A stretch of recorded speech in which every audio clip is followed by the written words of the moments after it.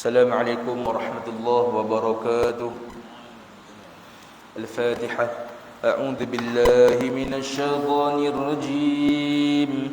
Bismillahirrahmanirrahim. Alhamdulillahi rabbil alamin. Ar-Rahmanir Rahim. Maliki yaumiddin. Iyyaka na'budu wa iyyaka nasta'in. اهدنا الصراط المستقيم صراط الذين أنعمت عليهم غير المغضوب عليهم ولا الضالين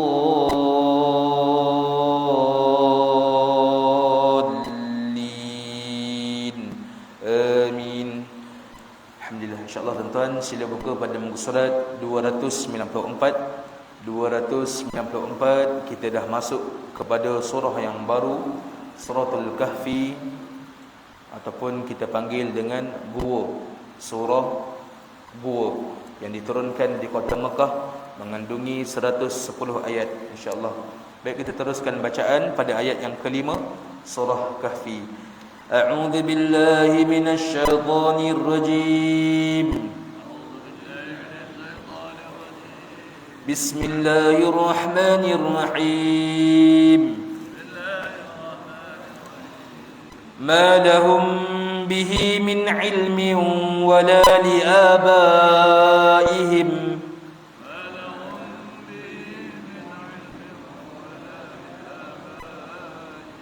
كبرت كلمة تخرج من أفواههم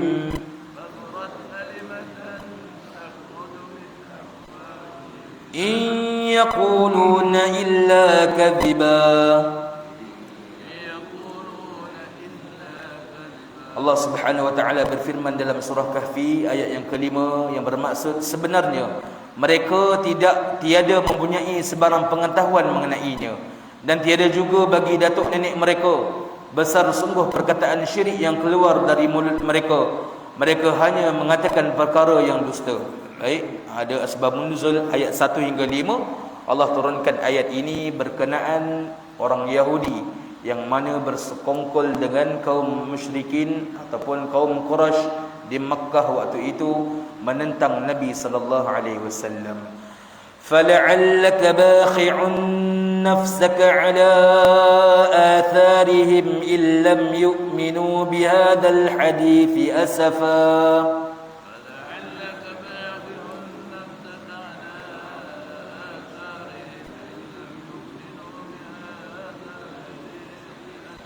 Maka ketika itu Nabi Muhammad merasakan dirinya sedih, duka cita. Maka jangan pula engkau wahai Muhammad membinasakan dirimu disebabkan menanggung duka cita terhadap kesan-kesan perbuatan buruk mereka jika mereka enggan beriman kepada keterangan Al-Quran Al-Karim. Kaum Yahudi tadi bersekongkol dengan kaum Quraisy, mana termasuk dengan bapa saudara Nabi dan sebagainya lah, bersepakat menentang Nabi sallallahu alaihi wasallam dan sebagainya. Maka Nabi Muhammad sallallahu alaihi wasallam berduka cita di atas perkara tersebut. Maka turunlah ayat yang ke-6.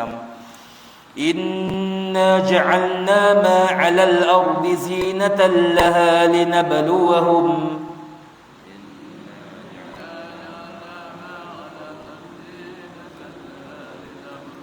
linabluwahum ayyuhum ahsanu amala.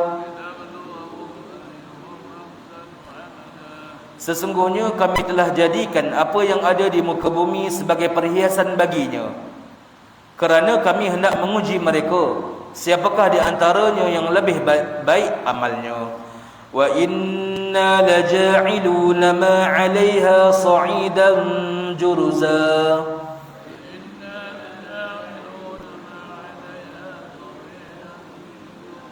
Dan sesungguhnya kami akan jadikan apa yang ada di bumi itu punah ranah sebagai tanah yang tandus. Am hasibata anna ashabal kahfi war-raqim kanu min ayatina ajaba.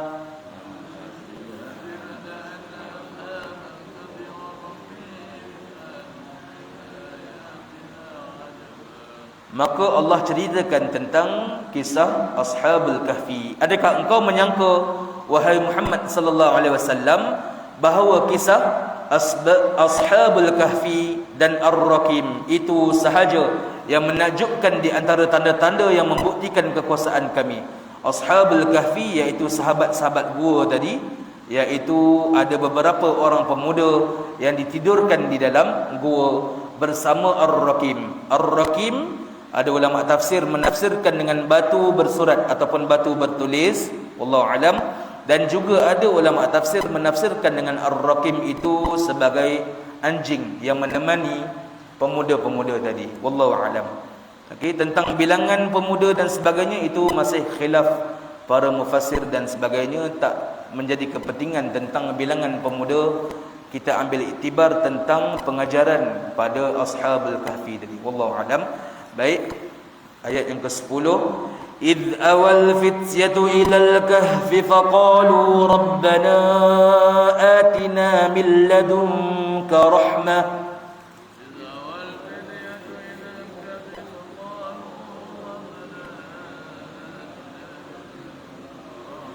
وهيئ لنا من أمرنا رشدا. Baik, ada satu doa yang diajarkan kepada kita di dalam peristiwa Ashabul Kahfi. Ingatlah peristiwa tatkala serombongan orang-orang muda pergi ke gua. Lalu mereka berdoa, wahai Tuhan kami, kurniakanlah kami rahmat dari sisimu dan berilah kemudahan-kemudahan serta pimpinan kepada kami untuk keselamatan agama kami.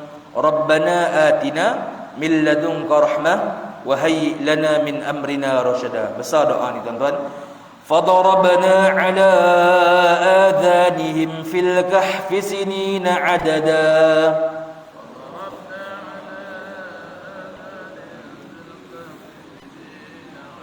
Lalu kami pun tidurkan mereka dengan nyenyaknya dalam gua itu bertahun-tahun yang banyak bilangannya. Ada ulama bersepakat tahun-tahun yang dimaksudkan ialah sebanyak ataupun selama 309 tahun pemuda-pemuda tadi ditidurkan. Thumma ba'athnahum lina'lama ayyul hizbaini ahsa lima labithu amada.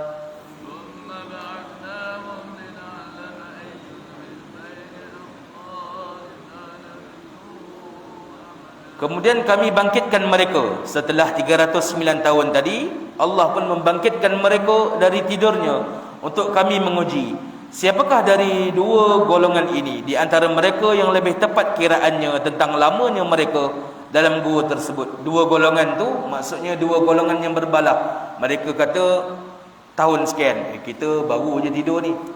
Satu golongan tadi, lama dah kita tidur ni. Dua golongan lah, tu yang dimaksudkan dengan dua golongan daripada pemuda-pemuda tadi. Wallahu a'lam. Nahnu naqussu 'alaika naba'ahum bil haqq.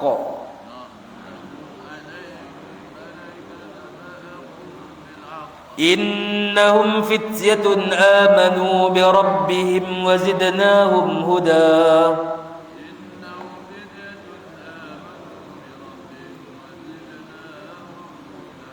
Kami ceritakan kepadamu wahai Muhammad perihal mereka dengan benar. Sesungguhnya mereka itu orang-orang muda yang beriman kepada Tuhan mereka, dan kami tambahi mereka dengan hidangan petunjuk. Warabatna ala qulubihim idh qamu faqalu rabbuna rabbus samawati wal ardh.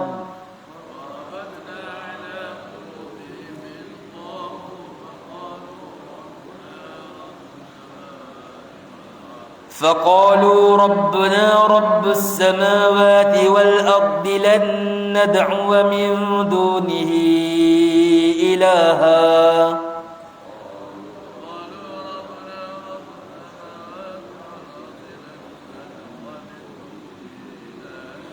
لقد قلنا إذا شططا.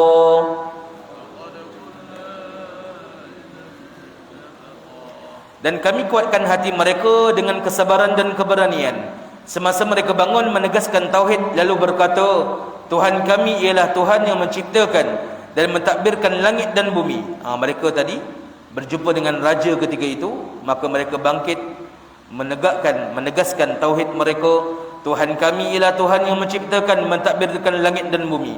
Kami tidak sekali-kali akan menyembah Tuhan yang lain daripadanya.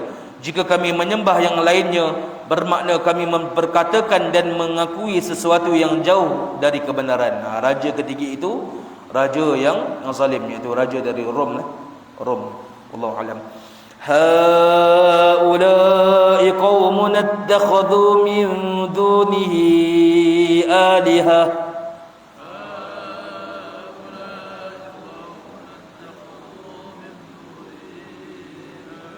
لولا يأتون عليهم بسلطان بين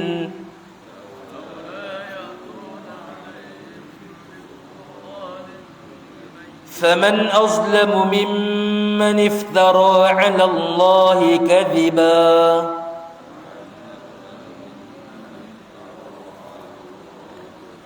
Lalu mereka berkata pula sesama sendiri, Ashabul Kahfi tadi, kaum kita itu menyembah beberapa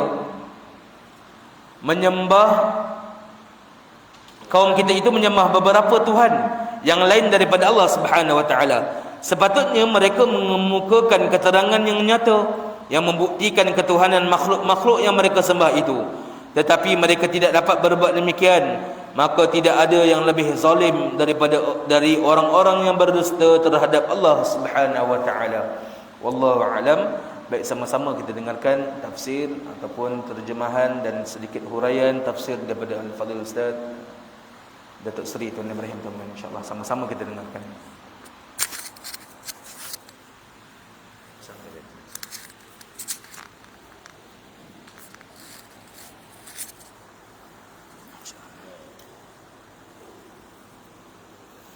Auzubillahi minasyaitonirrajim. Bismillahirrahmanirrahim.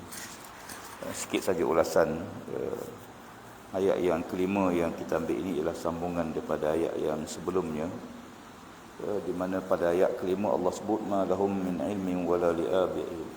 Mereka ni tak ada ilmu, tak tahu. Sebelum ayat sebelumnya ialah berhubung dengan bila mereka mengatakan bahawa Allah tu ada anak. Allah ada anak, kemudian perkataan itu ialah perkataan yang paling dusta terhadap Allah Subhanahu wa taala. Allah sebut padahal mereka ni tak ada ilmu pun tentang Tuhan, tak tahu pun tentang Tuhan. Wala li abaihim, bukan saja dia tak reti, tak tahu siapa Allah sebenar, lalu dia buat tuduhan-tuduhan, Allah ni ada anak, Allah ni laki-laki, anak Allah ni wanita. Berbagai-bagai tuduhan. Ada ajaran mengatakan malaikat-malaikat tu anak perempuan Tuhan. Ada yang menganggap Uzair tu anak Tuhan. Dan dia yang menggambarkan Tuhan tu macam manusia. Macam orang Yahudi menggambarkan Nabi Daud tu bergusti dengan Tuhan. Dan Tuhan menang. Ada masa Nabi Daud menang. Itu cerita-cerita karut-karut yang dicuba diadakan tentang perbuatan syirik. Allah sebut mereka ni tak tahu, tak kenal Allah Ta'ala, tak ada ilmu pun sebab tidak dapat wahyu pada Allah Ta'ala. Wala li abaihim, ayah tok nenek mereka pun sebenarnya tak ada ilmu. Tidak tahu, lalu mereka syirik. Mereka syirik pada Allah Subhanahu wa taala. Allah sebut kaburat kalimatan takhruj min afwah. Alangkah besarnya dosa mereka yang keluar pada mulut mereka. Itu dosa apa? Dosa syirik. Dosa mengatakan Allah ni begini, Allah ni ada anak, Allah ni berbagai-bagai. Dan mereka dusta pada Allah Subhanahu wa taala. Pada ayat ke-6 Allah Taala beritahu Nabi tak usah duka cita sangat. Ada orang kadang-kadang dengan tuduhan-tuduhan tu dia duk besar, duk fikir tuduhan tu menyebabkan dia rasa tertekan jiwa. Macam sekarang lah, orang tulis dalam Facebook, orang maki hama. Kalau kita duk ikut apa yang orang tulis, kita tertekan jiwa kita. Allah kata kepada Nabi SAW, mudah kamu tak perlu duka cita dengan apa yang mereka tuduh pada kamu. Illam yu'minu bihadzal hadis apa? Kerana mereka ni tak beriman dengan Allah Subhanahu wa taala. Bila dia tak beriman, apa duk duka cita sangat? Kadang-kadang orang tulis macam-macam, orang cerca, maki hamun sebagainya. Kalau kita duk ikut, kita tertekan dengan tuduhan fitnah-fitnah tu. Allah beritahu Nabi tak usah peduli fitnah tu. Sebab mereka ni tak tahu dan mereka buat tuduhan-tuduhan yang liar terhadap Nabi sallallahu alaihi wasallam. Dan inna ja'alna ma'al ardi zinatan laha. Allah Taala jadikan dunia ni yang dia rasa seronok sangat pasal apa? Sebab dia duduk atas dunia dengan nikmat dunia, dengan segala perhiasan. Zinatallaha linabluwahum. Allah Ta'ala jadikan dunia dengan penuh perhiasan. Dunia adalah hadis Nabi kata, ad-dunya khudratun hulwatun. Dalam satu hadis Nabi kata, dunia ni kalau ibaratkan tanaman dia hijau, seronok tengok. Kalau ibaratkan makanan dia manis. Tu dunia. Dunia sifat macam tu. Seronok, rasa seronok, tengok pandangan pun cantik, hidup pun seronok. Allah kata pada dia, linabluwahum, untuk Allah Ta'ala uji. Allah sedang uji manusia ni. Seronok pun, gembira, siapa yang paling baik amalan. Ayyuhum ahsanu amalan, bukan ayyuhum aksara amalan. Allah nak uji siapa yang paling baik amalan, bukan siapa yang paling banyak amalan. Kalau paling banyak, kita umat Muhammad ni sikit amalan. Sebab umur kita 60 tahun, 70 tahun, 100 tahun. Umat dulu 1000 tahun. Tentulah amalan dia lagi banyak pada kita sebab dia hidup lama. Tapi dari segi kualiti ibadah, umat Muhammad ni jauh lebih baik daripada umat dulu. Kenapa? Kerana Allah Ta'ala jadikan umat Muhammad SAW dia himpunan bagi segala kebaikan. Ahsanu amal. Allah nak uji siapa yang paling baik amalan. Dan apa yang Allah Ta'ala jadikan atas muka bumi yang kita nampak cantik, seronok, gembira ni, semua akan hancur, semua akan musnah. Semua akan hilang. Wa innal jannata amal sa'idan juruza, semua tu akan binasa, akan musnah, binasa semua sekali. Kemudian pada ayat 9 sebagaimana disebut tadi oleh Fadil Ustaz, bahawa dia ayat ini Allah Ta'ala membawa suatu kisah, orang Yahudi mari jumpa Nabi. Ada beberapa kisah dalam Quran. Kisah ni berlega di kalangan puak-puak Yahudi di Madinah. Dan tak ada siapa tahu antara kisah Ashabul Kahfi. Dia kata kalau kamu nak tahu Muhammad ni betul Nabi ke tidak, cuba kita pergi tanya dia tentang Ashabul Kahfi, tentang Zulkarnain. Cerita ni cerita yang kalau dia bukan Nabi dia tak akan tahu. Kalau dia bukan Rasul dia tak akan tahu. Lalu mereka mari jumpa Nabi, bertanya tentang Ashabul Kahfi, bertanya tentang Zulkarnain. Jadi lalu Allah Ta'ala sebut dalam Quran, am hasibta anna ashabil kahfi warraqim. Tidakkah kamu menyangka wahai Muhammad bahawa kisah Ashabul Kahfi warraqim dan Ar-Raqim, sebagai sebut tadi, Ar-Raqim itu disebut, setengah ulama menyebut Ar-Raqim ialah anjing yang dibawa bersama dalam rombongan. Sebab tu Allah Ta'ala sebut, dia tak sebut Ashabul Kahfi ni yang duduk dalam gua. Ar-Raqim ni yang tak duduk dalam gua tapi duduk di pintu gua. Dikatakan anjing. Sebagian juga disebut, ada yang tafsir mengatakan bahawa Ar-Raqim ni ialah tempat mereka tidur, batu tempat mereka tidur. Kanu min ayatina ajaba. Bahawa kedua-dua ni ialah merupakan tanda-tanda bukti kekuasaan Allah yang sangat takjub. Kisah ni dia berhenti situ. Allah Ta'ala bawa muqaddimah pada kisah Ashabul Kahfi begitu. Iz awal fitril kahfi qalu, ni cerita sebelum mereka masuk ke gua. Siapa mereka ni? 7 orang. Ada yang mengatakan 7 orang, kaum yang agak kuat.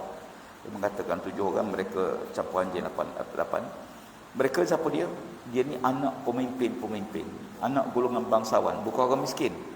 Dia anak golongan bangsawan yang tengok kehancuran masyarakat, yang tengok syirik, mereka beriman pada Allah Ta'ala. Lalu mereka ni tinggal peluang untuk jadi raja, peluang untuk jadi pemimpin pada waktu itu, kerana dia tak nak syirik pada Allah Subhanahu Wa Ta'ala.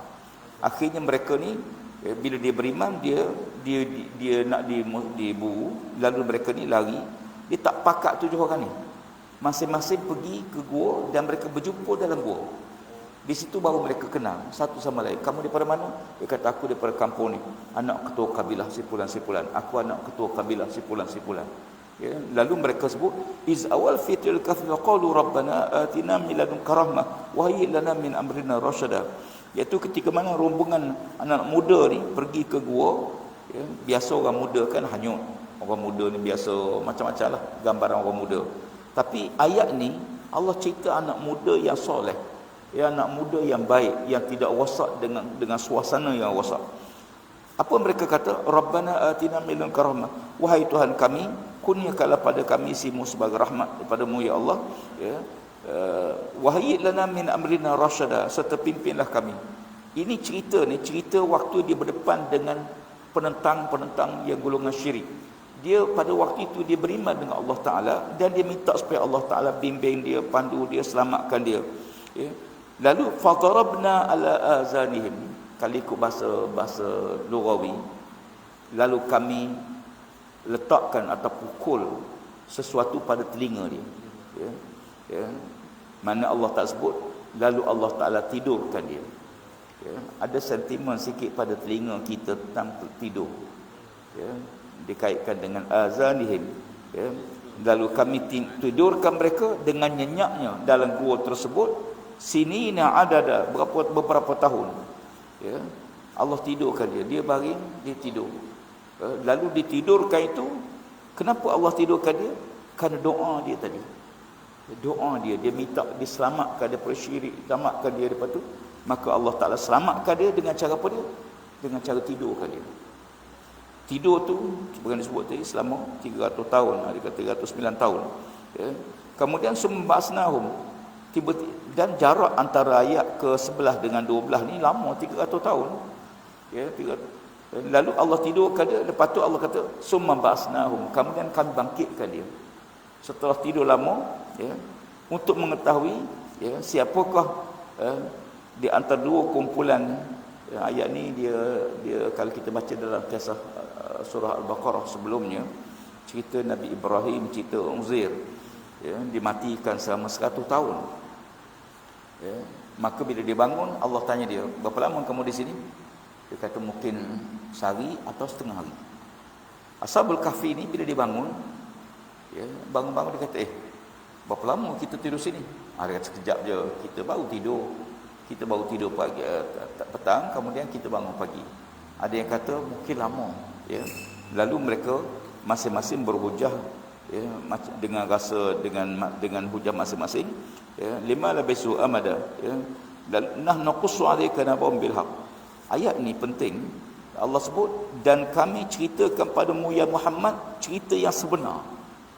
Cerita sebenar ni tak ada siapa tahu. Kalau Nabi, kalau bukan Rasul, tak akan tahu cerita sebenar ni. Inilah cerita sebenar yang berlaku, ya. Adapun cerita-cerita lain yang direka-reka, kononnya macam-macam lah cerita-cerita ni, ya. Yahudi dia suka tokok tambah cerita-cerita Israeliat tu, ditambah macam-macam, ya. Itu tak benar. Ini cerita sebenar, kata Allah Ta'ala. Innahum, siapa dia? Innahum fityatun amanu bi rabbihim wazidnahum huda. Mereka tu siapa dia? Mereka tu pemuda-pemuda yang beriman dengan Tuhan mereka, lalu Allah Ta'ala tambah lagi petunjuk kepada mereka. Warabatna ala qulubihim, ya, dan kami kuatkan hati mereka, kata Allah Ta'ala. Ini pemuda-pemuda yang soleh tadi. Pemuda yang soleh sebelum dia masuk gua. Sebab cerita lepas masuk gua tu cerita sekejap je, dia mati semula. Cerita ni cerita sebelum masuk gua. Siapa pemuda tu? Warabatna ala qulubihim, kami kuatkan hati mereka, ya, dengan penuh kesabaran, kekuatan, keberanian. Izqam, tatkala mana dia berdiri, dia berkata pada Rabbuna Rabbus samawati wal ardh, Tuhan kami, Tuhan yang cipta langit bumi, lan nad'u min dunihi ilaha, kami tidak akan sekali-kali sembah selain daripada Allah Ta'ala, ya. Laqad qulna, jadi itulah ketegasan yang ada, dengan penuh kebenaran dia menyampaikan demikian. Haula'i qaumun attakhuzu min duni aliha, ya. Sedangkan kaum mereka pada waktu itu menyembah berhala, menyembah selain pada Tuhan, selain pada Allah Ta'ala, ya. Laula ya'tuna alaihim bisultanin bayin, sepatutnya mereka bawa buktilah. Bukti patung ni Tuhan. Macam bukti Tuhan ni boleh menciptakan, patung boleh tak menciptakan, ya. Patung berhala tak boleh bergerak, bercakap pun tidak. Macam mana kamu anggap dia sebagai Tuhan? Kamu yang buat dia, buh tangan, buh kaki, buh mata, tiba-tiba kamu sembah sebagai Tuhan, ya. Sepatutnya kamu buktikanlah, ya. Tapi memang tak boleh bukti. Akhirnya mereka tangkap, mereka bunuh, mereka seksa siapa yang beriman kepada Allah Subhanahu Wa Taala, ya. Faman azlam mimman iftara 'ala Allahi kadziba, siapa yang paling dusta, berbohong terhadap Allah Taala, ya. Nak lawan hujah tak boleh hujah, akhirnya tangkap. Macam Ibrahim lah. Ibrahim dia hujah dengan Namrud tak boleh jawab. Dia tak jawab, apa dia buat? Dia tangkap campak dalam api. Sepatutnya jawablah hujah, ya, buktikan, ya. Jadi ayat ini, surah Al-Kahfi ini ialah ayat yang memperkukuhkan akidah, ya, kita yang beriman dengan Allah Subhanahu Wa Taala, dan mudah-mudahan anak-anak muda kita juga menjadi contoh, surah ini sebagai contoh yang baik, ya, pemuda yang soleh, yang bertakwa, beriman dengan Allah. Wallahu a'lam. Allahumma salli. Jazakallahu khair sama.